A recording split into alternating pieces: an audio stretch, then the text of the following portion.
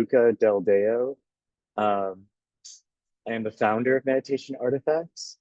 Meditation Artifacts it's a lot of things. It's an experiment. It's a laboratory. It's a public education initiative, and it's also a setting for real interdisciplinary or maybe transdisciplinary innovation with meditation. And so my role in this whole thing is kind of it's kind of at a lot of levels. In a lot of ways, I want to support what I see as also a reflection of Charlotte's vision for what an ideal residency can and should look like, and also to channel all the resources from Meditation Artifacts, any expertise that I can bring from past organizing, and all of my belief and my passion for meditation literacy into this project to make that available and to make sure this becomes the most remarkable experience it can possibly be. Specifically, one that supports the next generation of meditation innovators, meditation practitioners, educators, builders, and hackers in this space. That's what I'm really excited to see occur as a byproduct of this residency. So in general, I would say my skill set is kind of varied. I feel like a jack of all trades, master of none in a lot of ways. My background is through the Harvard Divinity School in fields like cognitive science, religion, but also thinking about community work, developing um, developing different forms of community agency, and definitely meditation literacy, on which I've written quite a bit and done a lot of work thinking what does meditation literacy actually mean for the future? How can we make meditation more accessible? How can we help to promote innovation as we go forward? And I think that kind of wraps up everything on both all my roles and also what I'm most excited for with this residency. So, I'm Charlotte, and I am one of the co-leads of the Meditation Artifacts Residency. I am bringing a kind of Christian contemplative lens, a spiritual imagination lens, a mental health and trauma-informed lens. Those are some worlds that I live in. My background is in religious studies. I majored in religion. I did a bunch of cool research on religion, and then I took a break to go work in suicide prevention up in Alaska. And during that time, I really got interested in why faith leaders and mental health workers and kind of the general public health world aren't working together and what resources are being lost um, by that lack of communication. So I took that and I went to Harvard Divinity School where I met Luca and we were kind of the people interested in mental health. And we were building our own separate projects in the kind of spiritual innovation world and the entrepreneurship world there. But then every couple months, we would like get together and talk about all of this exciting momentum and all of this change that we were so happy to be part of. And so then after HDS, we reconnected again over meditation artifacts, and I've been excited to be building this project together. So the Meditation Artifacts Residency at Edge City is a monastery meets hacker house contemplative co-living, co-working experience. And I'm really excited to be able to practice, to really be able to embody the uh, practitioner, researcher role and bridge the silos that sometimes we can fall into, and just get to actually be able to live in a meditative literacy world, meditation literate world, where I can be exposed to a bunch of new practices and see what fits into my own self-identity and world of contemplation that I'm building. So I'll go ahead and pass it over to Lindsay. Thank you. Greetings, y'all. I'm Lindsay Sandwald. I'm based in Brooklyn, New York, which has been home for a very, very long time and for very many lifetimes with my family. Um, I don't even know where to begin. My background started as a comparative literature teacher, professor, which I put down to commit 10 years to being a touring musician called Dean. So for over a decade, I was making records and going on tour and making music videos. And to sustain me through that decade, I got very committed to a practice of Kriya meditation and yoga and Vedic philosophy. And after about 10 years of getting burnt out on that lifestyle, I found myself at Harvard Divinity School, where I earned a Master of Divinity degree. I was very interested at first in coming to communities around recovery, but also getting a little bit more in depth to taking the comparative literature background that I had and applying the practical techniques of meditation to that practice of contemplative reading and study. So my specialty is in the Upanishads, the Bhagavad Gita, the Yoga Sutras. And since graduating, I have been teaching independent courses on those very texts and tossing into some of my favorite just literary giants like Virginia Woolf, Toni Morrison. Um, a long time ago, I was actually stationed in Argentina and had a pilgrimage to Patagonia. So I'm excited for this residency where I will be uh, serving as the creator in residence, leading daily contemplative practices. So taking all of these things that have really forged and changed my life in positive aspects that are centered around meditation practices, Kriya practices, um, just deep listening, like a Pauline Overo style of deep listening. And where I found what has me really excited about this opportunity in Patagonia specifically, I find that the quantum leaps in my life have always tend to happen around sort of concentrated moments of travel and contained sort of monastic um, formulas. And what I'm finding right now in my own life back in New York is that everything is just so extraordinarily busy and frenetic. And it's very, very hard to reinstill a practice or start one or keep one going when you have all of your dishes to sort of swirl around upon your fingers. So I'm so excited for the opportunity at Edge City because it's going to just be a container to be in a very beautiful space and to have a community that's very interested in sharing these practices. So I'm super excited to just be out of my normal ecosystem for a while, to be with like minds, to be with new faces, friends, and to have just space to practice these techniques that have been just clutch to me. I'm looking forward to having time to write. I'm looking forward to doing like a Borges reading group. I'm looking forward to, I'm teaching a class right now in the Yoga Sutras. So that I'm planning to bring to our space. I'm looking forward to cold plunges. I'm just looking forward to having the daily be right at my fingertips for Edge City and to see what music, what writing, what revelations, what new frontiers come from the Edge. So I'm so happy to be here in this crew. And that leaves Navo. That's awesome. Yeah, thank you, Lindsay. So I am my name is Navo. I have been to two Edge City events in the last year, which is why I'm like really drawn towards this whole concept. Before my first Edge City, I used to kind of deny like the benefits of, I guess, community and being around other people. I used to think that, oh, I should be disciplined and I should be able to do everything alone and by myself.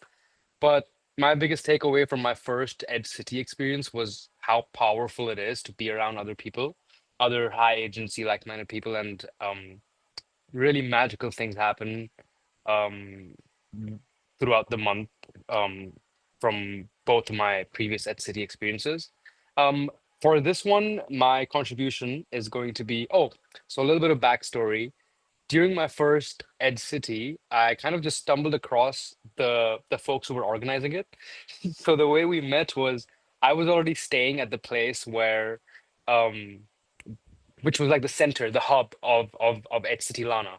Like that was where I was already staying. So the team flew in and we kind of met each other and we got along so well that I think the rhetoric was like let's let's find a way to collaborate, let's keep this guy around.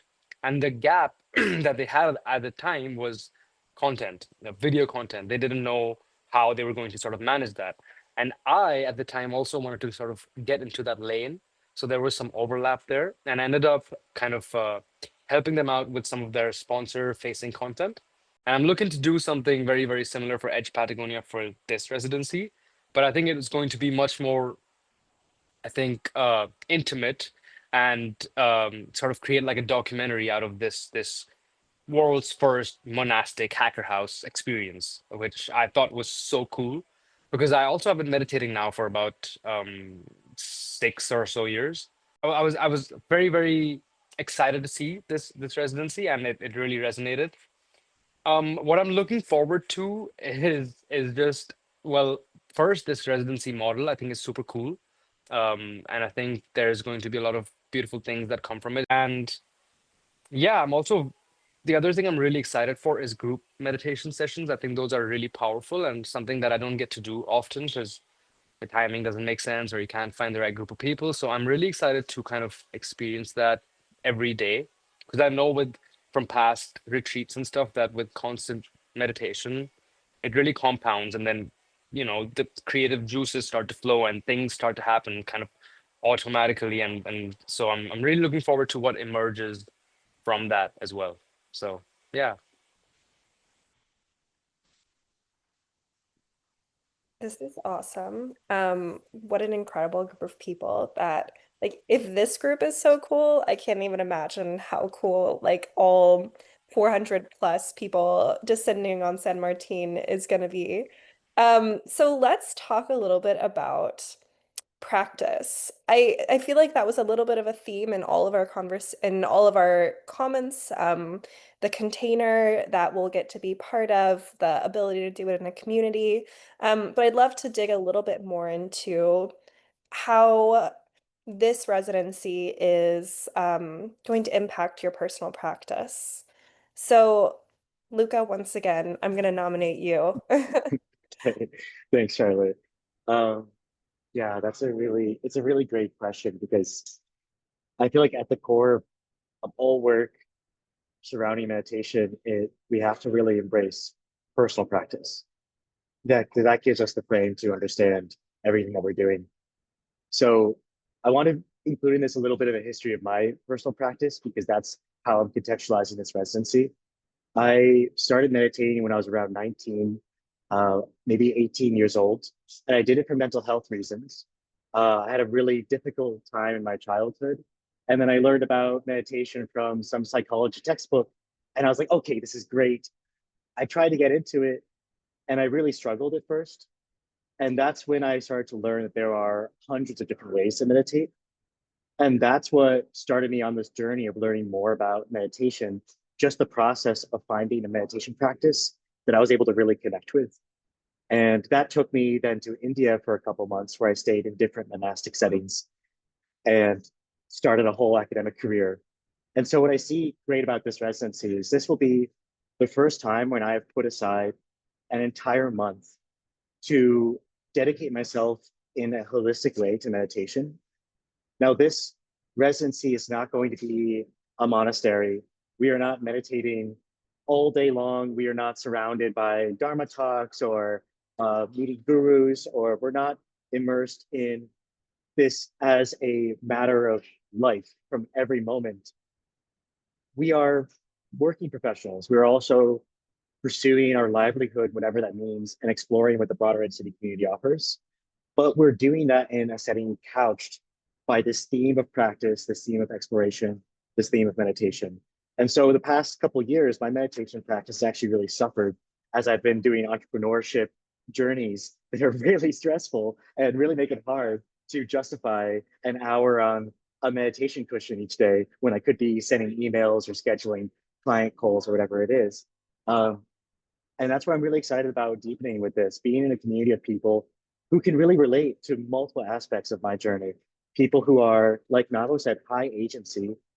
Many of them are tech founders. Many of them are entrepreneurial designers, artists, people who know that they need to do in order to live, and also want to build with a foundation that is rooted in meditation.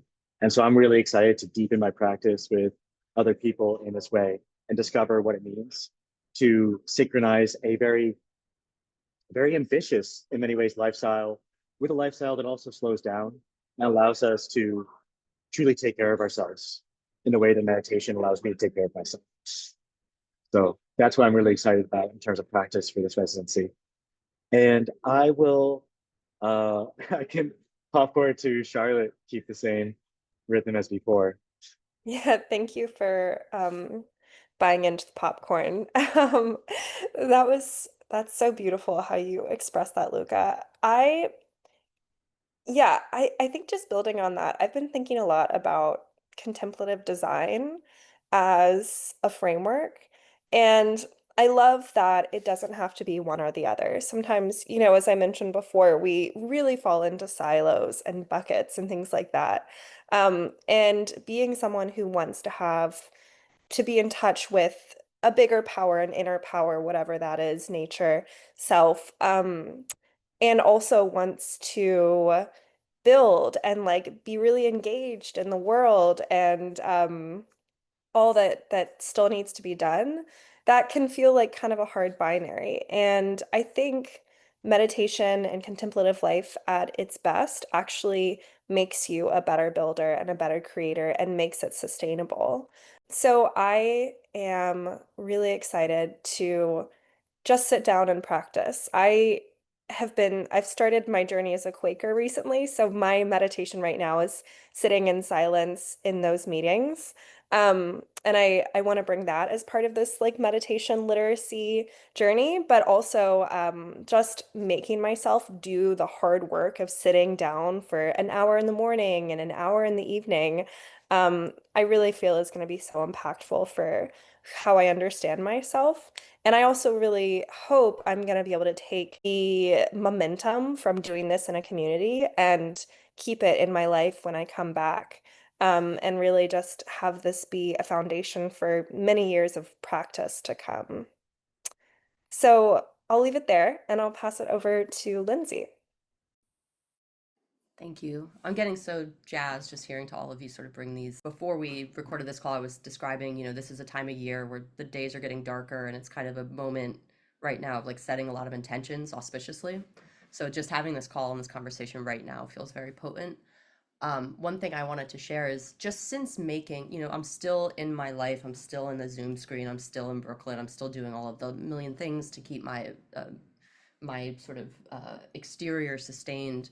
But ever since I like committed to that, I will be going to Edge City, that is waiting for me on the horizon, I can already feel like my present life shift. And so that's like a good reminder too of like how you sort of set out these future journeys and the way they affect your present life. And then how it also, Luca, as you were talking, similarly, meditation played a prominent role in my life in just sort of healing past hurdles and samskaras, as we would say. Um, so just feeling like just decisions happening now, even in this current situation, affecting my past, my future, and my present. But knowing part of that is in order for practice to really be nourished, or like it's like almost like you're. I think about I had like a midlife crisis and took up surfing late in life.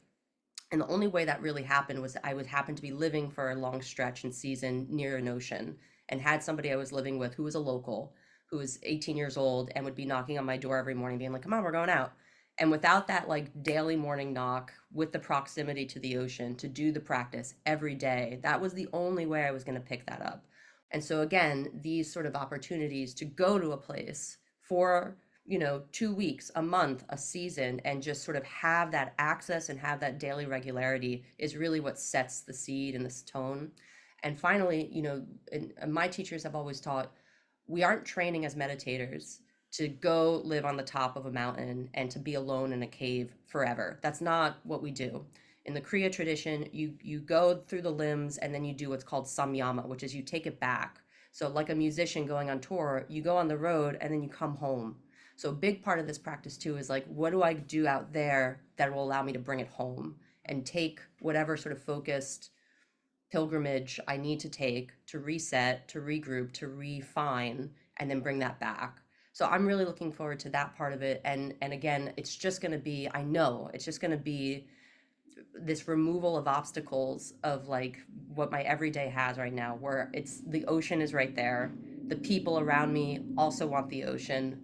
I'm excited to be inspired by Quaker, by all of the ways that we can hang out in silence or with sound or whatever it is we're going to be doing.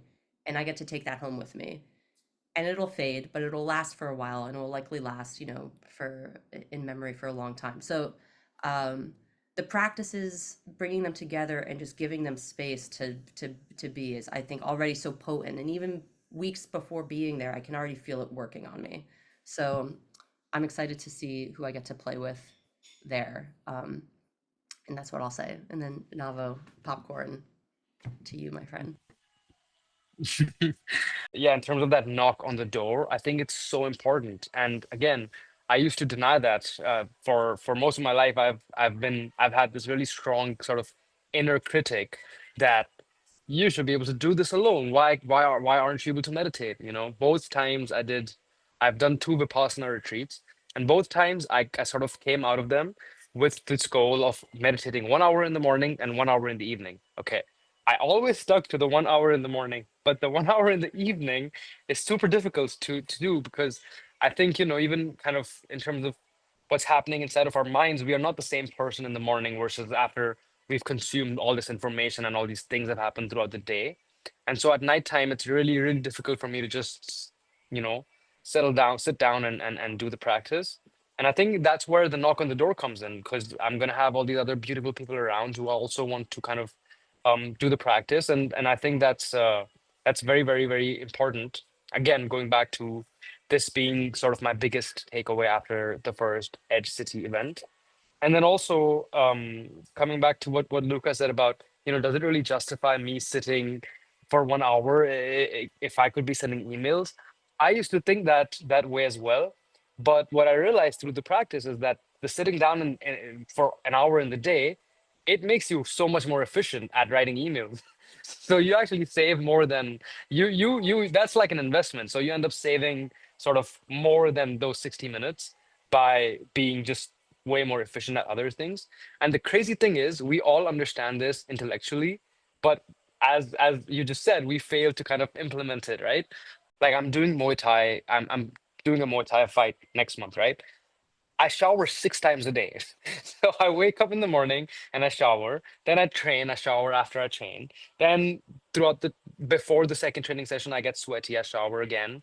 Then I shower after the second training session, and then once before I go to bed. And it's the same thing with the mind, I feel. You have to sort of just keep cleansing it, and because you consume, like, I don't know, you open TikTok for 5 minutes, and then I feel like I should kind of, like, you know, fix all the damage that has just done to my brain. And so yeah, really, really looking forward to sort of being able to do that, and not have this inner critic screaming that, oh, like, you know, and just kind of, I think it will make my own practice almost effortless. That resistance to sitting down and beginning will kind of be a lot less, come with a lot less friction, I think. And I'm just really excited for that. And yeah, what comes from that, I don't know, but I know it will be beautiful. Oh man, I love this. I'm like feeling so jazzed right now. Like this is the excitement is really yeah, it's really infectious. That's great, Charlotte. Maybe I'll just bounce off from what you just said. We're meditating, but what are we hacking? Let's share that. And I'm happy to start to keep the pattern as before. Um, and I've had to think about this quite a bit because I am a co-organizer with Charlotte, and I do a lot of the day-to-day operations for Meditation Artifacts, which includes reading groups. It includes a series of public education events and now residencies. Who else knows what else we'll come up with? And so I'm going to be working on that, and I can see that as sort of my day job. But at the same time, I'm really excited to deepen two veins of my interest in applying meditation, um, or using applied meditation literacy in projects and creation. Uh, One of them is I'm really excited to write. I have been thinking about getting out more articles and essays to really share with the world my vision for a meditate what meditation literacy could look like for different professionals, for different people, understanding different meditation traditions, and how that can help us in research, education, and technological innovation. So writing is going to be really exciting for me. And the other thing is I've been working on and off on different sorts of meditation apps or interventions They're designed to support people who are super early stage in their practice and don't even know about where to begin to structure their practice and also get to know about more meditation traditions, particularly to do them in ways that are economically sustainable while still accessible for people who are really low income. Because I had that experience when I was 18. I had like $5 in my bank account, and turns out it was very hard to learn about meditation at that time in the United States with only $5 in the bank account. It's getting easier, and I want to make sure it keeps on getting easier. And I can popcorn to Charlotte once again. Thank you for popcorn it. That's awesome. Yeah, I feel like I am gonna have to narrow down what I want to work on because like this space is so ripe for building on ideas that I've been thinking about. But for the like on the one hand, like I'm still going to be doing my day job. Like I work remotely, and one thing I appreciate about this is that it is really flexible and like I can do my little emails and my typing and then still have a lot of the day to practice and design with you all. But I think one thing that I'm really excited about working on is also some writing on the idea of spiritual innovation. It's something I'm really passionate about, and I think one thing that is holding us back from having more infrastructure built to meet our spiritual needs is just a lack of public understanding and awareness on it. So I want to spend some time to think about that. And then also, I don't have a ton of experience on the tech side of things. And one thing I really love about this community is that it has a lot of people who are building the apps, who are, designing the websites, who are doing the back end stuff.